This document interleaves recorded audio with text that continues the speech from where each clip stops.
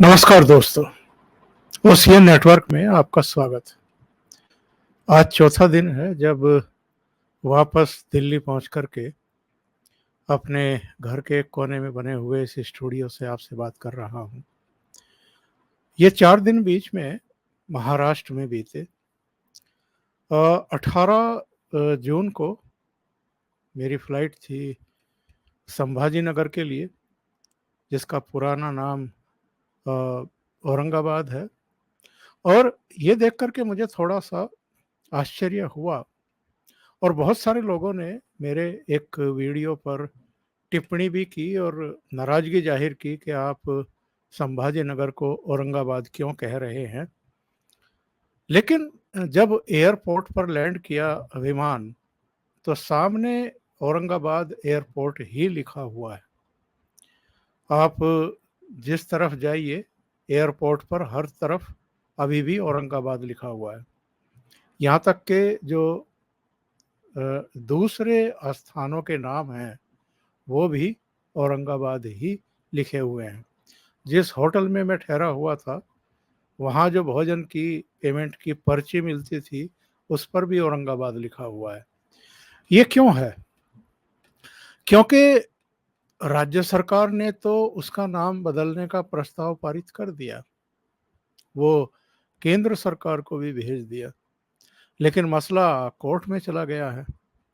Court में हमारे यहाँ कैसे सुनवाई होती है और कितने समय में चीज़ों का निपटारा होता है, ये आप भी जानते हैं, हम भी जानते हैं।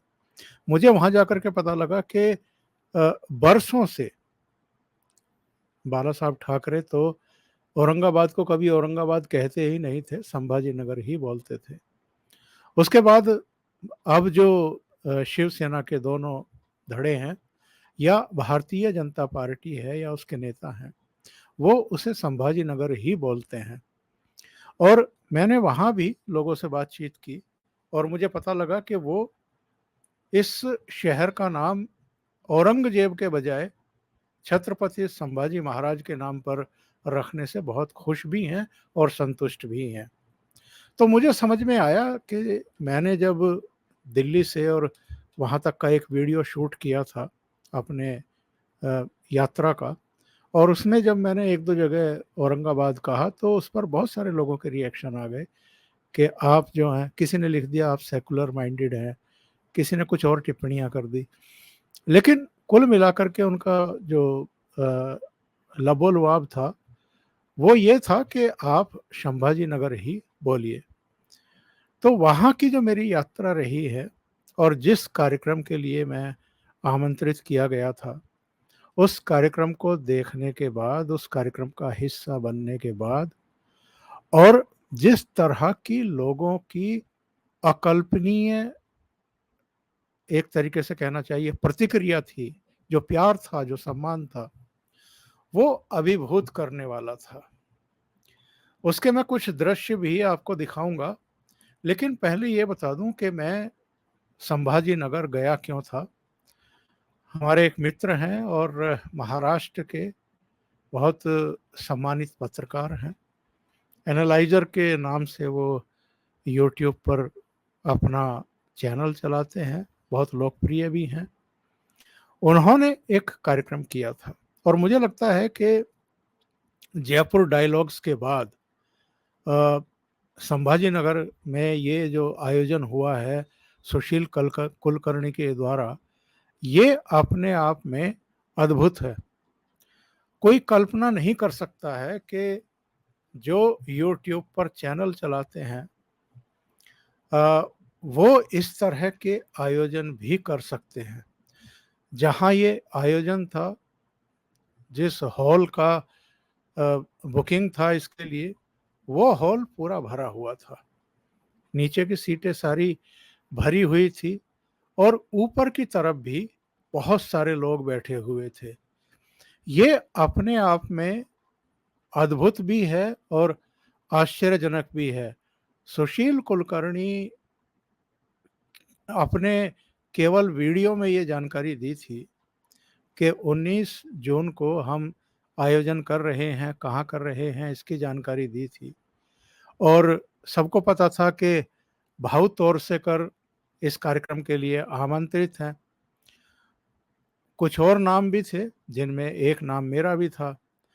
तो इतने लोगों का वहाँ पर इकट्ठा हो जाना और कुछ ऐसे वहाँ पर दृश्य उत्पन्न हुए जो अभिभूत करने वाले हैं, जो अकल्पनीय हैं, जिनसे ये पता चलता है कि जो आम नागरिक है, जो थोड़ा-सा जागरूक है, उसका अब सो कॉल्ड मेन स्ट्रीम के मीडिया से मोहभंग हो रहा है। और वो अब जो सोशल मीडिया मंच हैं, उनकी तरफ अग्रसर होते हुए दिखाई दे रहे हैं। उनके प्रति उनके मनों में विश्वास जागृत हो रहा है। मैं आपको बता नहीं सकता हूँ, 2 कार्यक्रम थे। पहला पार्ट जो है वो सांस्कृतिक कार्यक्रम था, जिसमें कुछ कलाकार वहाँ जो गायक गा रहे थे, उन पर एक्ट कर रहे थे, भावाभिव्यक्ति कर रहे थे। उसके बाद फिर हम लोगों के विचार थे, अलग-अलग वक्ताओं ने अपने विचार रखे। ये जो दोनों प्रोग्राम के बीच में 10-15 मिनट का गैप था, उस गैप के दौरान जो हमें जानते हैं यूट्यूब की वजह से, हमारे प्रोग्राम्स की वजह से, हमारे कंटेंट की वजह से, जो हम लोगों को सब्सक्राइब भी करते हैं, फॉलो भी करते हैं, कमेंट भी करते हैं हमारे वीडियोज़ पर, ऐसे बहुत सारे लोग वहाँ आए हुए थे। और इससे भी आश्चर्य की बात ये है कि जगदीश तिवारी मुंबई से चल कर के आए। एक मेरे बहुत पुराने दर्शक हैं, जिनको दिखाई नहीं देता है, लेकिन वो वर्धा से चल कर के औरंगाबाद पहुँचे थे। धनुष नाम है उनका। इसी तरीके से लातूर से, पुणे से, दूसरी जगहों से वहाँ पर हमारे दर्शक पहुँचे हुए थे। और उस 10-15 मिनट के गैप में इतने लोग मिलने के लिए आए और हमारे वीडियो की, हमारे कंटेंट की चर्चा करने के लिए आए। उनमें से कम 60-70 लोगों ने सेल्फी ली। और जब कार्यक्रम खत्म हो गया, यानी हमारे भाषण वगैरह खत्म हो गए, उसके बाद भी कम से कम 30-40 लोग तो फिर आए होंगे सेल्फी वगैरह लेने के लिए। कई ऑटोग्राफ ले रहे थे। तो हम लोगों को थोड़ा-सा, हम इससे पहले का अनुभव जयपुर डायलॉग्स का था, जब संजय दीक्षित ने हमें बुलाया था। भाऊ भी गए थे उस प्रोग्राम में। वहाँ पर भी बहुत सारे दर्शक ऐसे थे जो हमारे साथ सेल्फी ले रहे थे या हमसे बातचीत कर रहे थे, बता रहे थे हमारे कंटेंट के बारे में, हमारे प्रयासों के बारे में, प्रशंसा कर रहे थे। लेकिन औरंगाबाद का, संभाजी नगर का जो एक्सपीरियंस था, ये एकदम अलग था। यहाँ जिस तरह का प्यार, जिस तरह का सम्मान, जिस तरह का विश्वास, एक तरीके का अनुराग और समर्पण देखने को मिला दर्शकों का, वो अपने आप में अद्भुत था। और भाऊ जब बोलने के लिए खड़े हुए, उनको जब आमंत्रित किया गया, तो वो दृश्य हम कभी भुला नहीं सकते हैं। क्योंकि भाऊ जिस तरह का भाषण देते हैं, भाऊ जिस तरह के उदाहरण देते हैं, किस्से कहानियाँ सुनाते हैं, वो तो अद्भुत है ही। उनका अपना व्यक्तित्व भी बहुत आकर्षित करने वाला है। जब वो बोलने के लिए खड़े हुए तो पूरा हॉल अपने पैरों पर खड़ा हुआ था और सबने स्टैंडिंग ओवेशन देते हुए उनको तालियां बजा करके स्वागत किया। इसी तरह मंच पर भी जितने लोग थे, वो भी तालियां बजा रहे थे भाऊ के लिए। और वहाँ का जो दृश्य था, वो इसलिए भी अद्भुत था कि उसमें सब लोग थे। महिलाएं भी थी, पुरुष भी थे, नौजवान भी थे, बच्चे भी आए थे। मुझे भी वहाँ अपनी बात रखने का अवसर मिला और वो उपलब्ध है मेरे चैनल पर भी, आप देख सकते हैं। और सुशील कुलकर्णी के चैनल पर भी देख सकते हैं। अच्छा लगा कि वहाँ पर सम्मान हुआ और बहुत सारे ऐसे लोग आए हुए थे जिन्होंने अपने विचार रखे, जिनमें मैं ख़ास तौर से सूर्यवंशी का नाम लूँगा, प्रभाकर सूर्यवंशी भी आए हुए थे। केतकी चितले जो मराठी धारावाहिकों की अभिनेत्री है, और केतकी के बारे में आप बहुत बेहतर तरीके से जानते होंगे। ये वो अभिनेत्री है जिसने फ़ेसबुक का एक पोस्ट फॉरवर्ड कर दिया था जब उद्धव ठाकरे मुख्यमंत्री थे। वो पोस्ट शरद पवार के बारे में था, और जिसने लिखा था उसके खिलाफ तो कार्रवाई हुई कि नहीं हुई, पर केतकी चितले को गिरफ्तार कर लिया गया और केतकी को 40 दिन तक जेल में रहना पड़ा था। उसकी जमानत नहीं हुई थी, और केवल गिरफ्तार नहीं किया गया था, एनसीपी की महिला विंग के लोगों को, कार्यकर्ताओं को भेज करके उसके ऊपर स्याही फेंकवाई गई थी।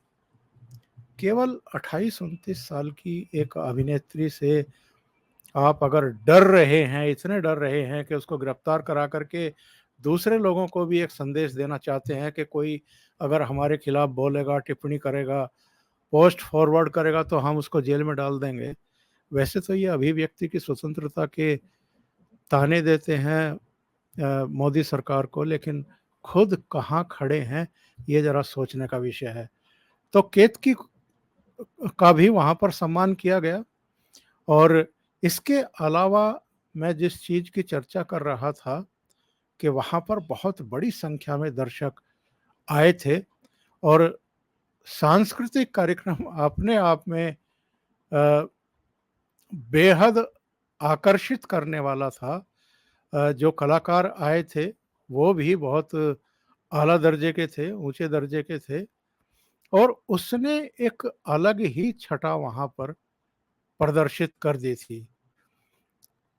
जो कलाकार एक्ट कर रहे थे वो अपने आप में, उसके कुछ विजुअल्स भी मेरे पास हैं जो मैंने अपने मोबाइल से वहाँ पर शूट किए थे।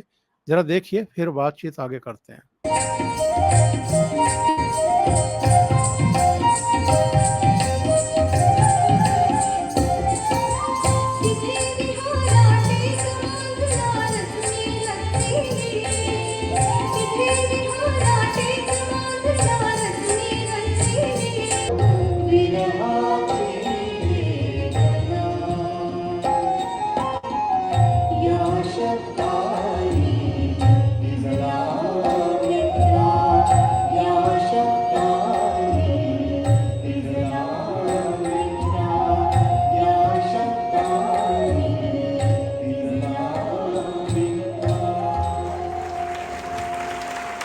सगळ्यांचे धन्यवाद।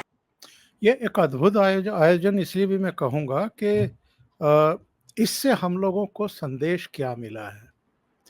यानी जो लोग वहाँ गए थे, मैं या भाऊ खुद जो इसके आयोजक थे, सुशील कुलकर्णी या प्रभाकर सूर्यवंशी जो मुंबई से आए थे, कुछ और मित्रों को आना था, नहीं आ पाए, लेकिन वहाँ जितने आए उनको संदेश क्या मिला।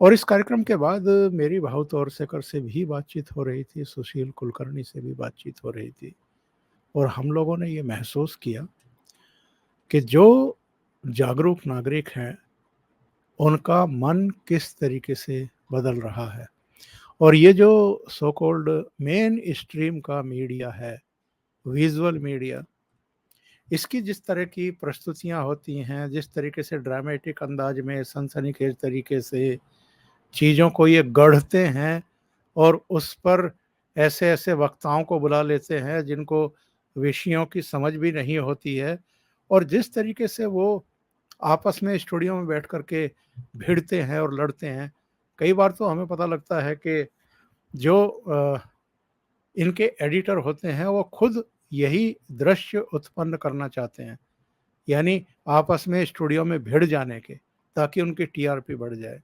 तो इससे लोगों का एक्चुअल में मोहभंग होता जा रहा है। हम लोगों ने, चाहे सुशील कुलकर्णी हों, भाऊ तोरसेकर हों, मैं हूँ, दूसरे लोग हैं, जयपुर डायलॉग्स वगैरह, इन सब ने जो अपने चैनल हैं वो क्यों शुरू किए थे? अधिकांश को ये लगा कि 2014 और 2019 के बीच में नरेंद्र मोदी ने एज प्राइम मिनिस्टर अच्छा काम किया, देश हित में बहुत सारे फैसले लिए, आम लोगों को सशक्त करने के लिए बहुत बोल्ड स्टेप उठाए, आर्थिक सुधारों की दिशा में भी कदम बढ़ाए। जो सांस्कृतिक हमारा गौरवशाली इतिहास है, उसके पुनर्स्थापन के लिए, उसको फिर से गौरवान्वित करने के लिए बहुत मजबूत स्टेप आगे बढ़ाए। इसके बावजूद जो वो इकोसिस्टम है, जिसके तहत आपके वामपंथियों की पूरी जमात है, पूरी टोली है, कांग्रेसी हैं, कुछ भारत विरोधी ताकतें भारत के भीतर भी हैं, भारत के बाहर भी हैं। उन 5 सालों के अच्छे काम के बावजूद 2019 आते-आते, चुनाव आते-आते, इन लोगों ने जिस तरह का एक परसेप्शन बनाने की कोशिश की और बदनामी करने की कोशिश की उस सरकार की और मोदी की, उसके बाद ये फैसला लिया हम लोगों ने कि इसको काउंटर किया जाना बहुत ज़रूरी है। पैसा कमाना मकसद नहीं था, काउंटर करना बहुत ज़रूरी है, ये एक हेतु था।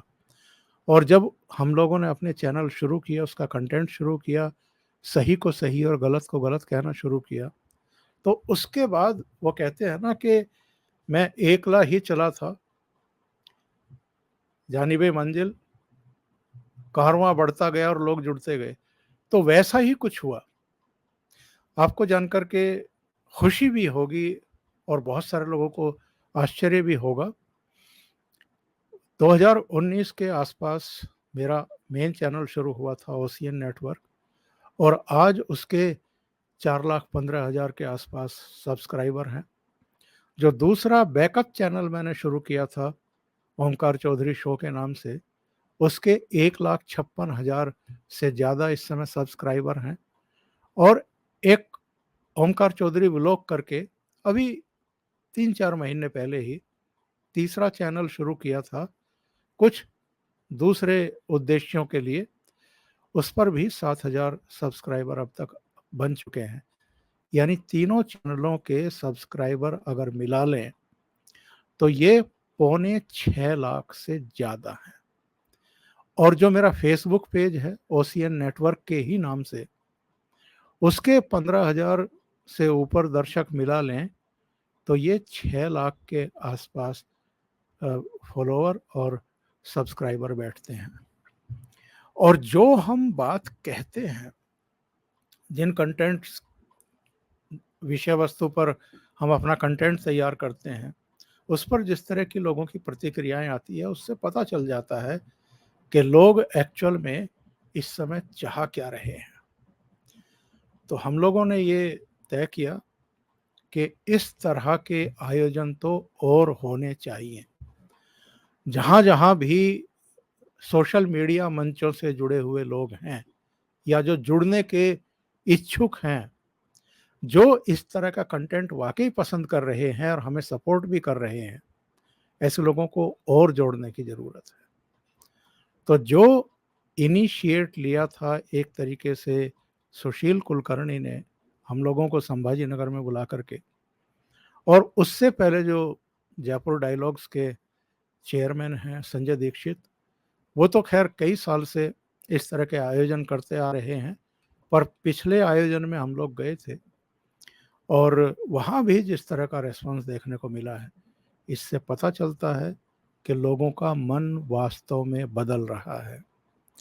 और ये जो सोशल मीडिया मंच हैं, चाहे फेसबुक है, चाहे यूट्यूब है, चाहे दूसरे, इनके प्रति लोगों का विश्वास बढ़ता जा रहा है। मैं तो कई बार कहता हूँ, संजय दीक्षित से भी, भाऊ और सुशील कुलकर्णी से भी कहा कि अगले 5 साल के भीतर एक बहुत बड़ा बदलाव इस देश में हम देखेंगे। जो यूट्यूब चैनल हम लोग चला रहे हैं और जिस तरह का हम लोगों को सपोर्ट, समर्थन, प्यार, सम्मान मिल रहा है, ये मेन स्ट्रीम मीडिया कहलाएगा। और जो so called main stream media इस समय है, वो इरिलीवेंट होते हुए दिखाई देगा, क्योंकि वो तो सुधरने का नाम नहीं ले रहे हैं। वो तो तमाशा, सनसनी, नमक, मिर्च, मसाला, पकौड़ी टाइप चीज़ें बेच रहे हैं। और जो हम लोगों का प्रयास है वो ये है कि जो घटनाएं हो रही हैं उनके बारे में तो सही-सही जानकारी दी ही जाए, घटनाओं के पीछे क्या है, ये भी बताया जाए। और जितनी सिंसियर तरीके से, सीरियसली हम लोग चीज़ों पर बोलते हैं, टेलीविज़न चैनलों पर वो चीज़ सिरे से गायब है।